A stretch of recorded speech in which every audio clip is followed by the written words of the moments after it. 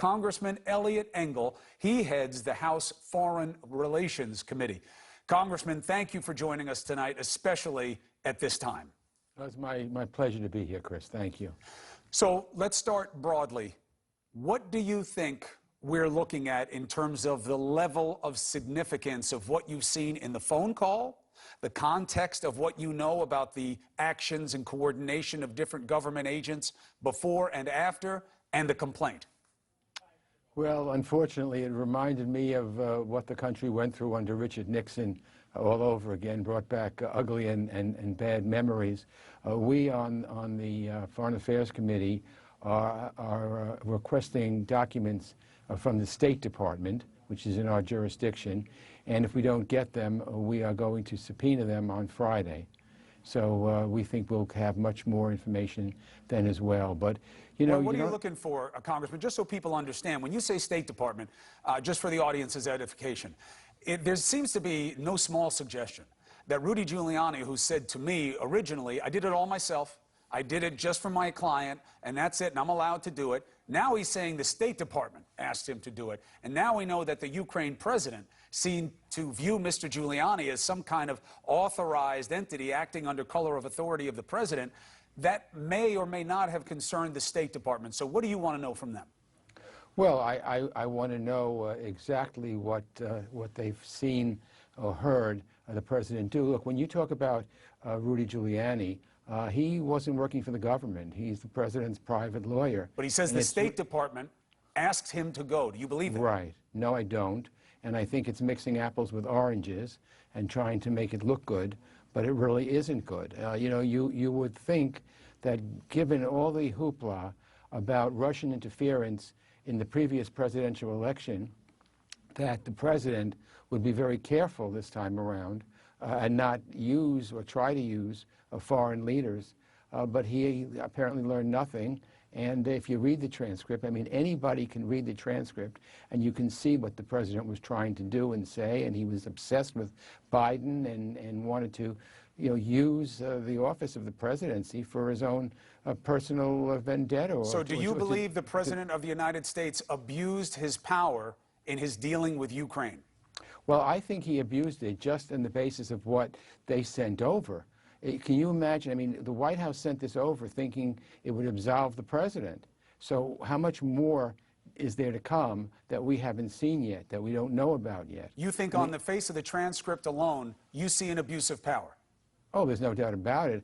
I mean, when you're the president of the United States and you control things, and you remind the president of Ukraine how much money we've given Ukraine and what we've done, I mean, implicit as that is, play ball with me, and if you don't, we can yank the money back. So where does it become something that is atypical of one power using leverage against another? Well, it's atypical, I think. You know, look, first of all, generally speaking, when someone becomes president, they put their estate or whatever holdings they have in a private trust. This president hasn't done that. There are foreign governments that think they can curry favor, the whole emoluments question, with him if they stay at his hotels or do things. I mean, there is so much conflict of interest and potential conflict of interest, and here it is, you know, with Ukraine as well. And remember, he withheld some aid to Ukraine that the Congress voted for. So it's just one thing after another after another. Now, he'll say, but we eventually gave them the aid, and they did have problems with corruption, and there was an issue with Biden, and I was just asking him to do what he needed to do to get to the bottom of some matters. At what point does it become something, in your estimation, that is worthy of impeachment, which means removing somebody from office, maybe, and maybe a nullification of an election?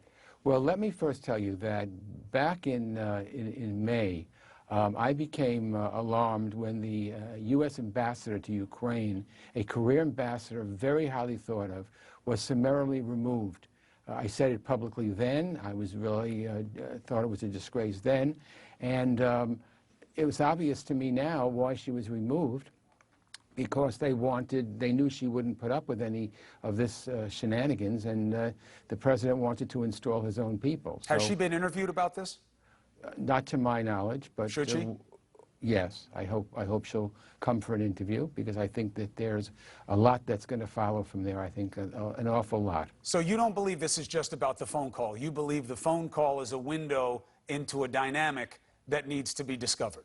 Absolutely, and I think that if anybody looks at this without a jaded eye, they will come to the same conclusion too. Do anybody who have an R next to their name when it comes to their office, does any of them agree with them?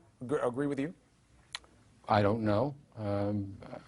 We'll see. I mean, we are coordinating the six committees, including my committee, Foreign Affairs. We are coordinating things with each of the committees. We want to find out what went on. We want to find out if there are any other documents.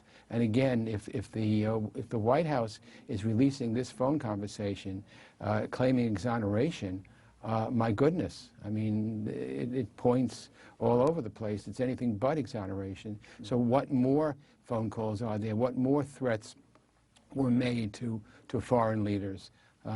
It really boggles the mind that the White House thinks that somehow or other this exonerates the president. You're the president of the United States, and you try to enlist a foreign leader to go after a political vendetta of somebody that is your political enemy. Well, that's using his power of his office for his own personal gain. Anybody knows that that's not the right thing to do, and it shouldn't be done. But the question then becomes, how wrong is it? How egregious? What kind of case can you make on it? What kind of consensus can you get? How it will be reflected by the feelings of the country?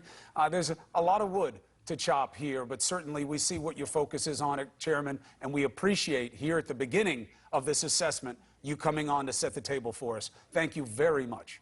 Well, thank you. It's my pleasure. I always watch you at home, so nice to talk to you here. Well, hopefully you'll be on the show more, given what we're dealing with now, and watching from home less. You're going to be pivotal in this process. So, Congressman Eliot Engel, thank you so much. Thank you.